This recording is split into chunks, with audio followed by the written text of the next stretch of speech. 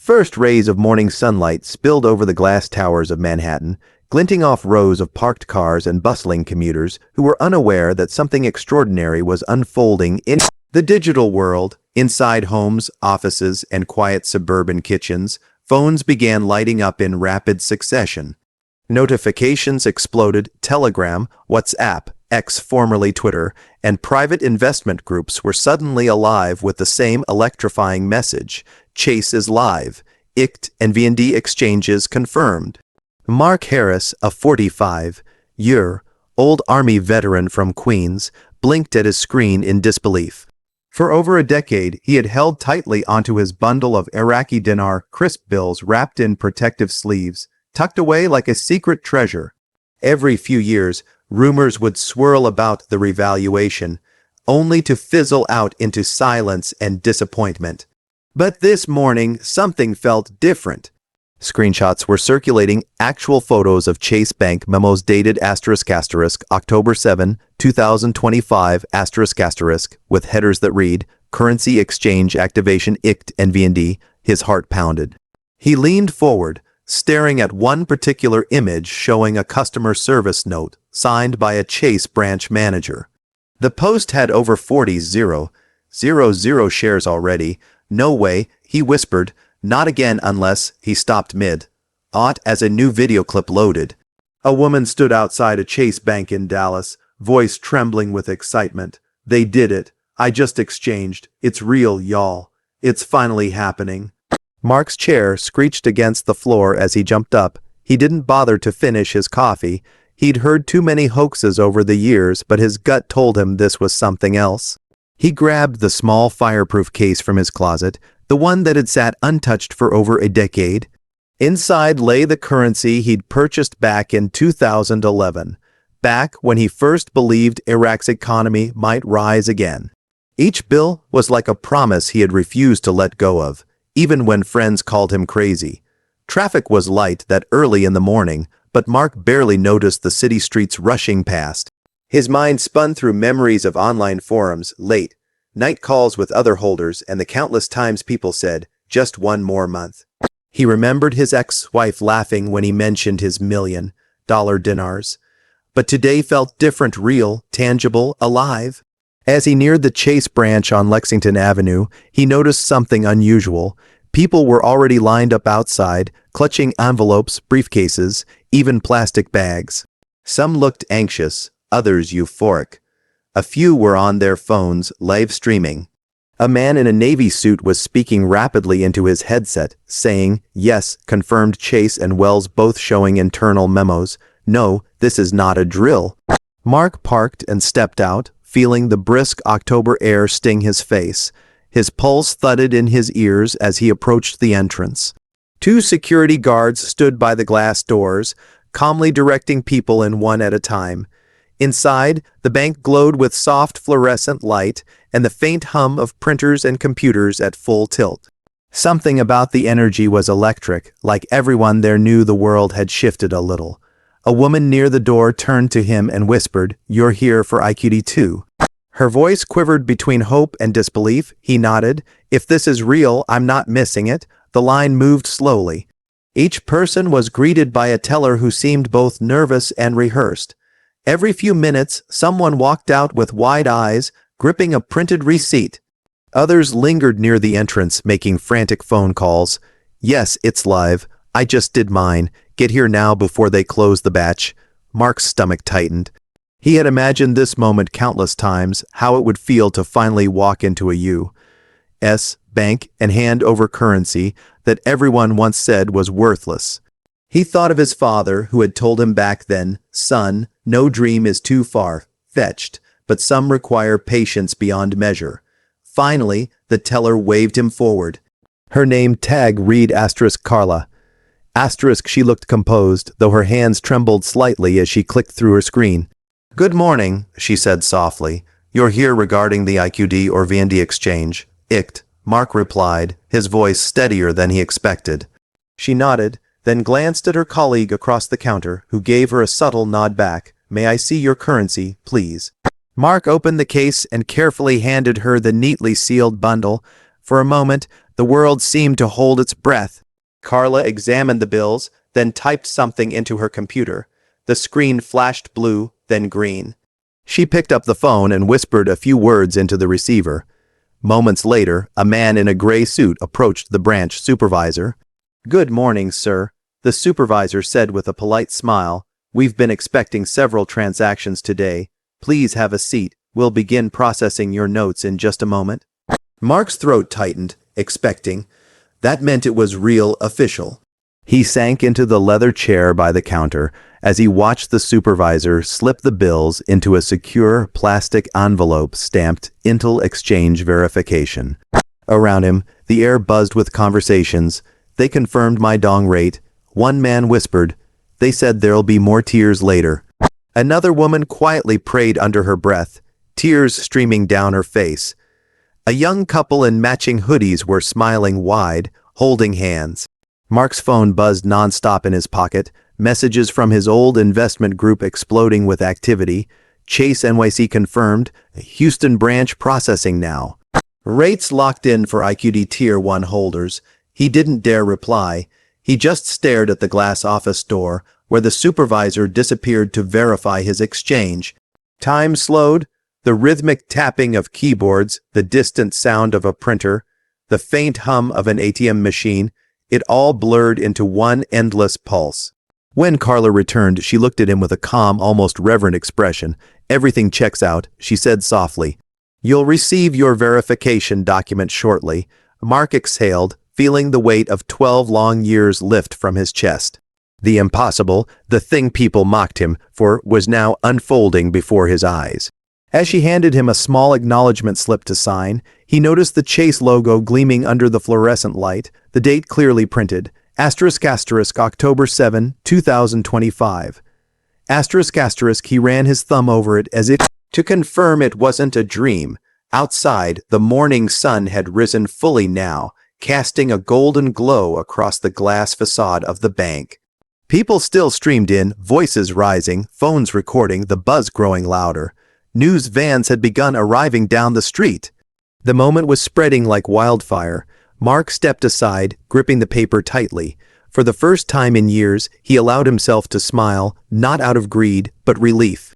A journey that began with faith and ridicule had brought him to this surreal morning, where whispers of hope had finally turned into something solid. And deep down, he knew whatever happened next, the world would never look quite the same again. Inside the Chase branch, a hum of quiet confusion filled the air. It wasn't chaos, not yet, but it had that same edge, that fragile tension that happens just before something big breaks loose. Customers lined up in uncertain silence, clutching envelopes, documents, and even small safes.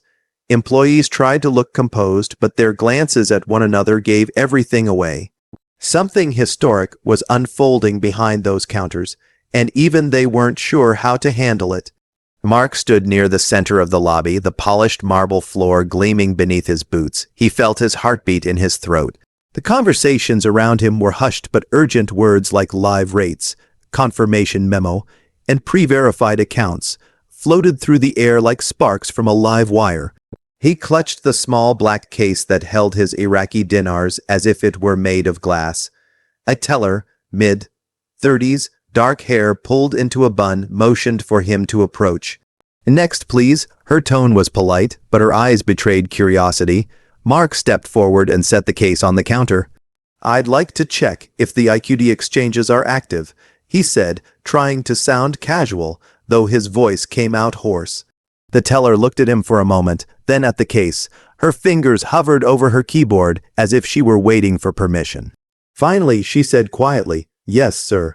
It went live this morning. May I see your currency?" Mark's chest tightened. For a moment, the world seemed to slow down. He flipped open the case, revealing neat stacks of crisp notes. The woman's expression changed something between awe and disbelief before she collected herself and picked up the phone. "One moment, please," she said, dialing an internal extension. He tried to listen to her muffled words, catching fragments. "IQD verification, yes, live rate confirmed, customer ready." When she hung up, she smiled nervously but genuinely. "My supervisor will assist with your exchange." A man in a gray suit approached, calm and professional.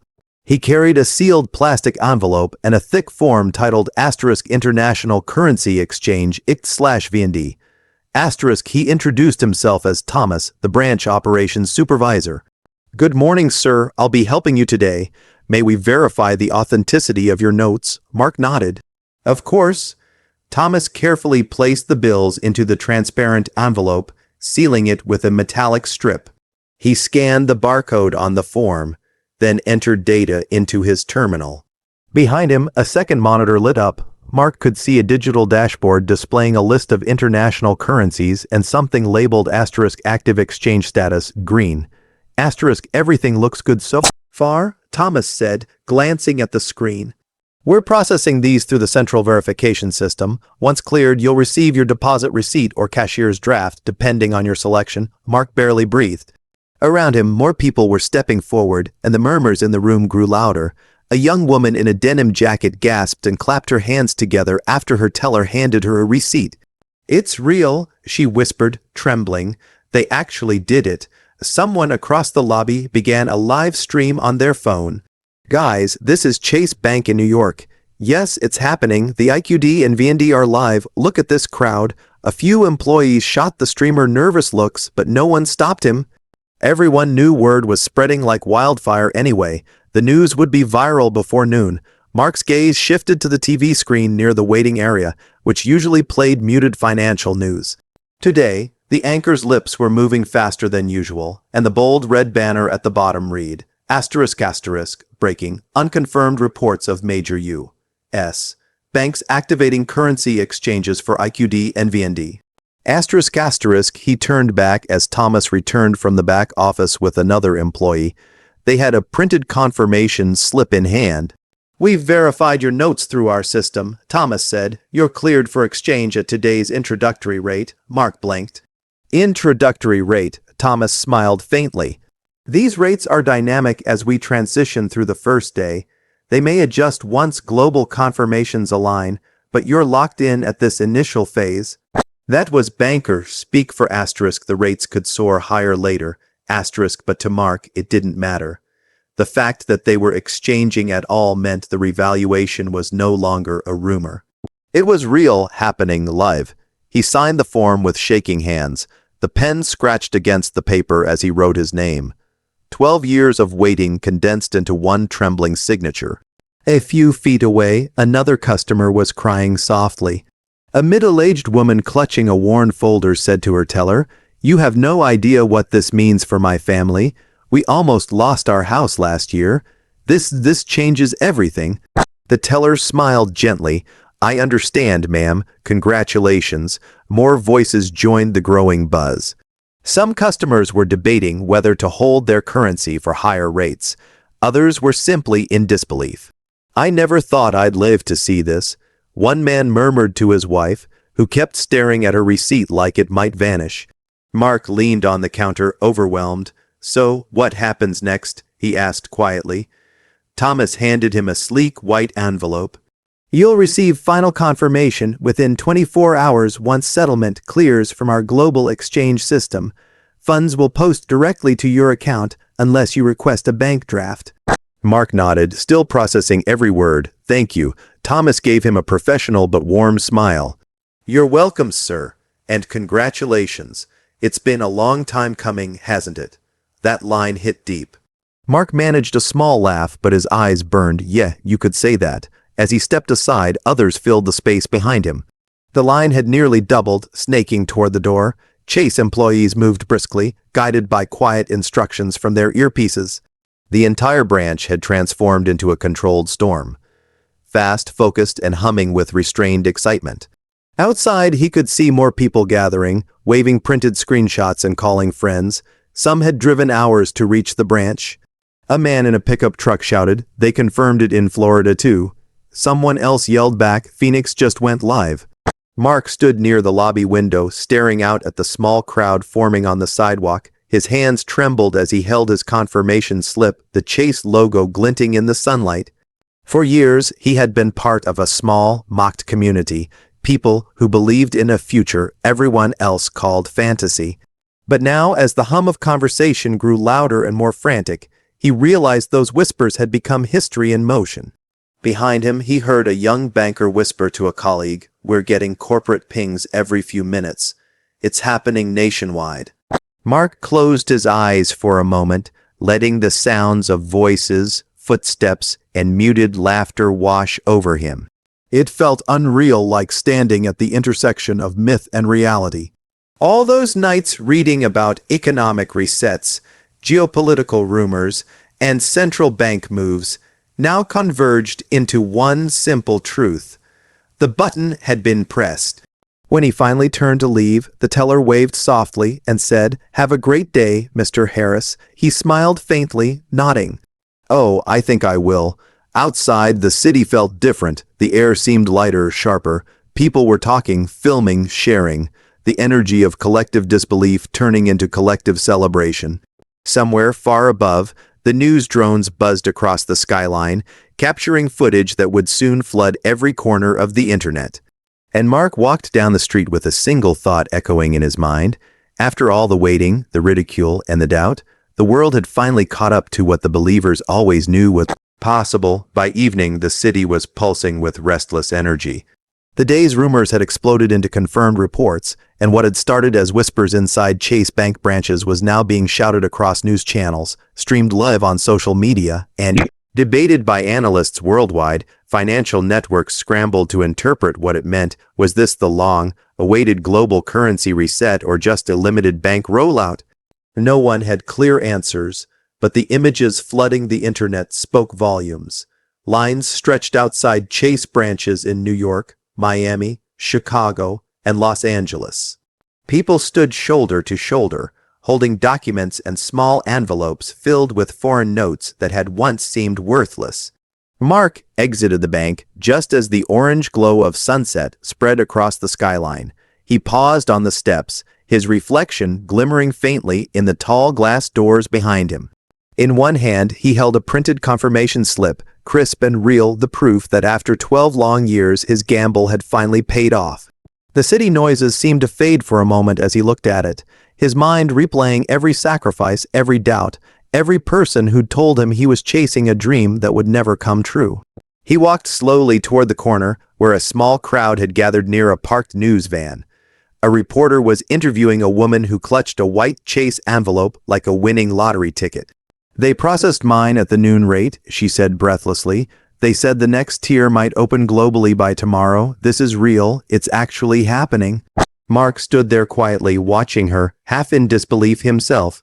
He could hear snippets of other conversations, a man calling his wife, shouting into his phone, "Honey, get to the branch before closing." Another was laughing hysterically, tears in his eyes, saying, "We're debt-free. Can you believe it? Debt-free."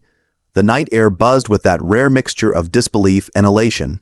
Every few minutes, more people emerged from the bank holding their own proof, some smiling in shock, others silent, overwhelmed. A sense of unity formed among strangers who only hours ago had been skeptics to one another online. Now they nodded, shook hands, hugged, bound together by years of shared hope and doubt that had finally turned into reality.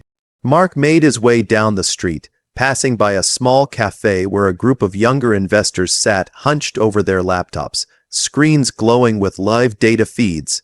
One of them noticed his envelope and grinned. "You got through?" he asked. Mark nodded. "Yeah, it's done." The kid's eyes widened. Man, that's history right there. Inside the cafe, TV screens flickered with breaking news banners. IQD and VND exchange confirmed at major U.S. banks. One headline read, another commentator was saying, "This could mark the beginning of a new global valuation era. The implications are staggering." Mark sat down at an outdoor table, watching traffic crawl by. He placed his envelope on the table and stared at it for a long time.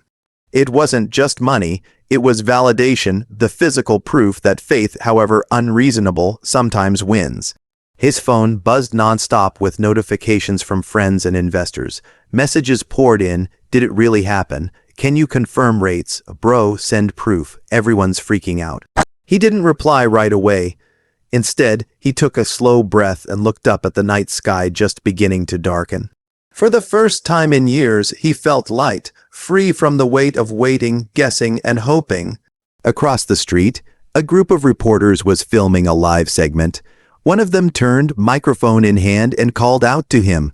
"Excuse me, sir, were you part of today's exchange?" He hesitated, then nodded. The camera light clicked on, bright and blinding.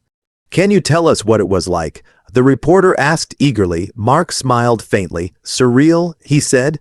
"You spend years hearing it's a fantasy, that you're wasting your time. Then one morning it's suddenly real. You walk into a bank and history meets you at the counter."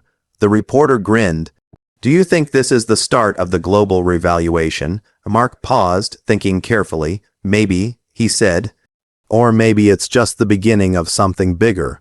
But whatever it is, today changed everything." The cameraman nodded, filming his steady expression, then turned away to capture the growing crowd outside the bank. People were holding up their receipts, their envelopes, their phones. Some were calling relatives overseas, confirming reports that banks in London and Dubai were showing the same exchange active. Status. By the time darkness settled, the streets around Chase branches were lit by the glow of headlights and phone screens. News anchors spoke rapidly into microphones, their voices cutting through the noise of car horns and cheers. The global market tickers on giant screens downtown scrolled updates, faster than analysts could explain them. Mark wandered toward the river, needing a moment of quiet away from the excitement. He stood by the railing, the cool breeze brushing his face, and looked out at the shimmering water. The city's reflections rippled in gold and silver. He thought about the years of mockery, the endless online debates, and the countless RV gurus who had promised dates that never came.